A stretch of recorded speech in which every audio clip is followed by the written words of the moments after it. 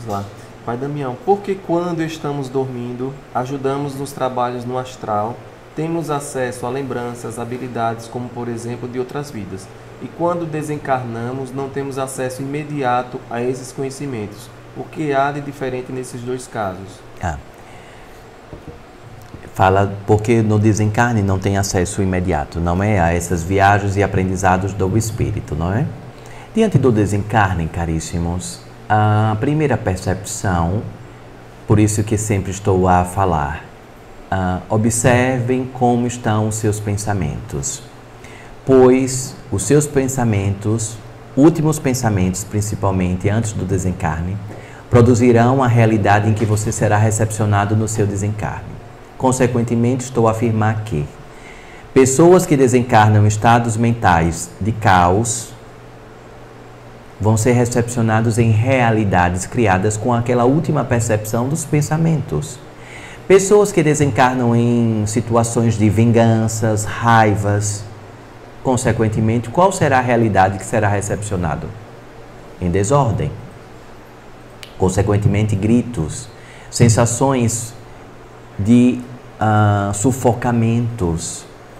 O espírito é amparado diante da realidade dos últimos pensamentos e, consequentemente, é muito importante cuidar dos pensamentos por meio da autovigilância para que a recepção de imediato ao desencarne seja a melhor realidade que cada um possua, inclusive diante dos parentes, entes queridos que possam recepcionar o seu espírito no momento do desencarne. Eles só conseguem chegar até você se você estiver em um padrão de pensamento razoável, minimamente razoável, diante das ordenanças do seu pensamento. Por isso que sempre estou a falar. Exercitem o estado de prece, exercitem o estado de vigília, edifiquem, livrem-se moderadamente dos sentimentos de rancores, vinganças, raivas aprisionadas, que definitivamente não te levarão a bons caminhos. Exercitem o auto-perdão, perdoem as outras pessoas, liberando-se, pois essas serão as realidades. Os espíritos, ao desencarnarem, não me distanciando da pergunta, os espíritos, ao desencarnarem, eles continuam dentro da evolução kármica, diante da recepção às suas tarefas, não mais fazendo projeções, pois está em um campo mais sutilizado, em consciência, campos mais etéricos, sutis, consequentemente inebriando no que vocês conseguem cruzar em quarta dimensão e, consequentemente, adentrando a quinta dimensão. A quarta dimensão é uma dimensão intermediária onde seres encarnados se encontram, inclusive, com espíritos desencarnados. Quando você, porventura, quando você sonha, você se encontra com algum parente que já desencarnou, você acessou a quarta dimensão. Então, você está na quarta dimensão, que é uma faixa intermediária de dimensão. Consequentemente, o corpo físico encarnado, projetando seu espírito, chega em quarta dimensão e conseguem ter experiências como os reencontros com parentes desencarnados, amigos, assim como escolas espirituais, sutilezas outras de aprendizados, ou, ainda em quarta dimensão, associando-se com semelhantes, inebriam em caminhos completamente ermos, indo para locais grotescos, de baixeza espiritual. Consequentemente, vocês soam como pesadelos, como experiências projetivas em locais ermos, não como tarefeiros, mas como vampirizados. Porque mesmo enquanto vocês estão dormindo, o espírito pode ser vampirizado, pode ser imobilizado para, inclusive, as experiências de desordem da sua mente e, consequentemente, implante de chips, não é? Chips, sistemas manipulatórios.